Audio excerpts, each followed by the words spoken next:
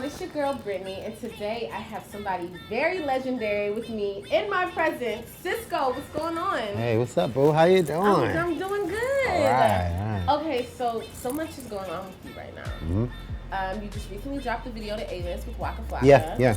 And is your Last Dragon finished, or are you putting the final touches on it?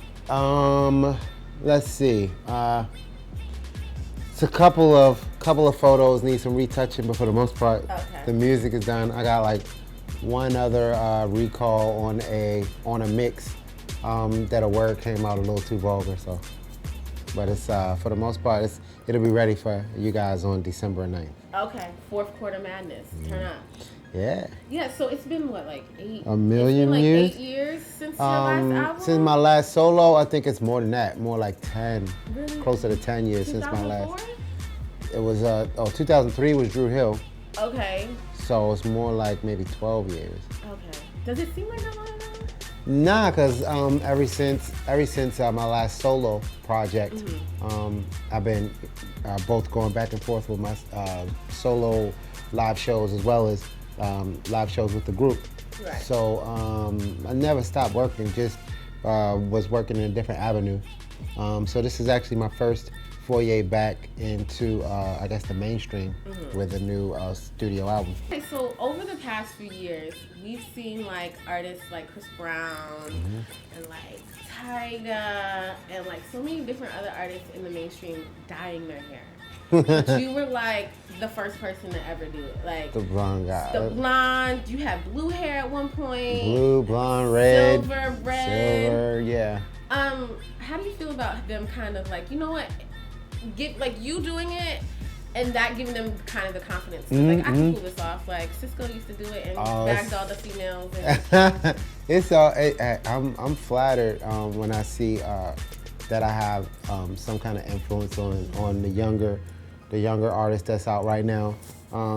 It kind of reminds me of the influence that like Michael Jackson had on myself and like every R&B artist that's in the game. The influence that, the direct influence that Jodeci had on Drew Hill when we came out. When we literally was doing everything we could to sound like Jodeci. And you know, for us to actually meet the group later, and you know, for them to kind of give us a stamp of approval on the sound. yeah. And it's like I said, I'm flattered and I'm happy that they are doing, you know, that I have had some kind of influence on the newer artists that's out right now, because it's not such a shell shock when, you know, people that may not know my catalog see me coming out. I don't know if everybody, all of the younger kids know that I was the first person in the new millennium to do it, but I've never really been like a accolade hawk. Like I don't. It's to me, it's mainly about the music.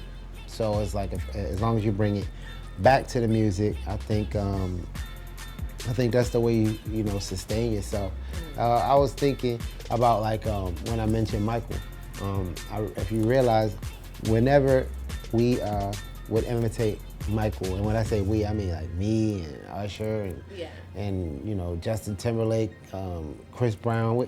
We all try to do our best like Michael Jackson impression. Right. You know what I mean? But the thing I think that made Michael legendary was that instead of, you know, even going backward to even talk about what it is that we did, he just continued being him. Yeah. And that's kind of where I am. I'm like, you know, flattered with, you know, seeing my influence on the industry, and I'm just really anxious to kind of get out there and show people what I've learned from them. They may have learned some stuff from me, but I've learned a lot from the newer artists that's out right now. Yeah. And music is always alive. It's constantly growing. Because I know like earlier, it was a couple weeks ago, you got on the internet with you and Kyle from Jagged Edge. Oh, yeah. But I feel like you guys were brothers, and like I didn't watch the video. Skirmish. It was funny, like it was like these two, like because Kyle was crazy. Because I interviewed Kyle a lot. That nigga is crazy. He is funny. He just say whatever. Come to mind, yeah. Yeah, because when we were doing the interview, like it was just basically me and Kyle talking, and everybody else was quiet because Kyle like runs the show. And I was just like, these, like, y'all are funny.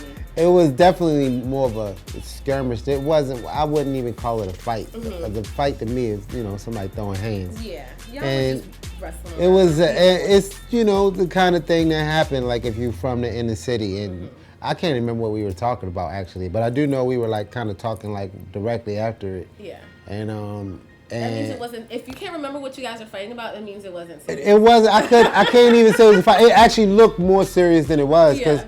Thank God for the internet that you can actually revisit Thong Song videos. But I didn't realize that you had so many cameos in that video. Yeah. Like Ja Rule, I think LL Cool J, I think Meth and Redman. Red and Meth were in it. Drew Hill was in it. Yeah. What was like the most memorable thing about making that video? The most memorable thing about that video is the part, of course, that people didn't see. Some of the parts that people didn't see. We were shooting the video, and then it started raining, and then they had called me to do a show in Germany. Okay. So I hopped on a private jet, went to Germany, performed over there, and then flew back to America and finished shooting the video. No fucking way.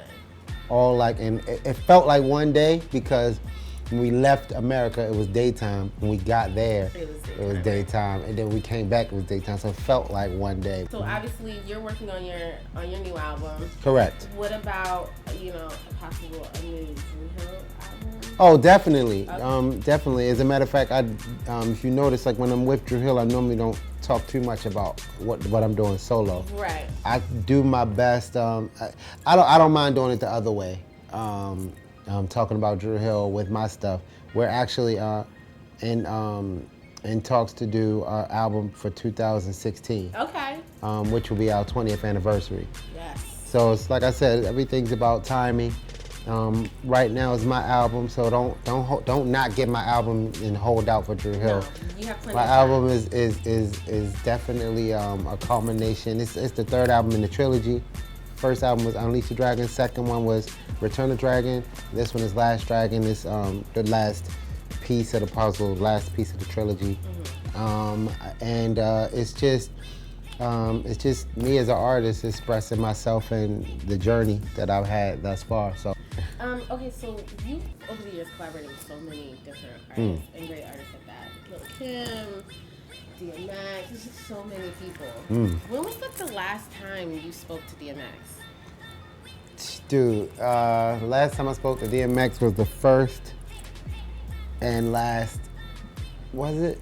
It was the first and last time that we performed What They Want. Really? In DC on, I think it was like that tour where him and Jay-Z and Birdman. Yeah. Yeah, it was that was like the last time I spoke to, and that was like way back when that song was out. Yeah, like that was what? 2000. 2000. It was like 2000. I think it was 2000. If you had to choose for a woman to wear either a thong or go commando, what are you picking? I would have to, I would have to go with the thong. Okay, thong forever. Because everybody likes to unwrap a present.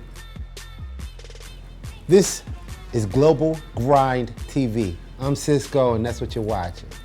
You said Pharrell sat at the board, right, like this.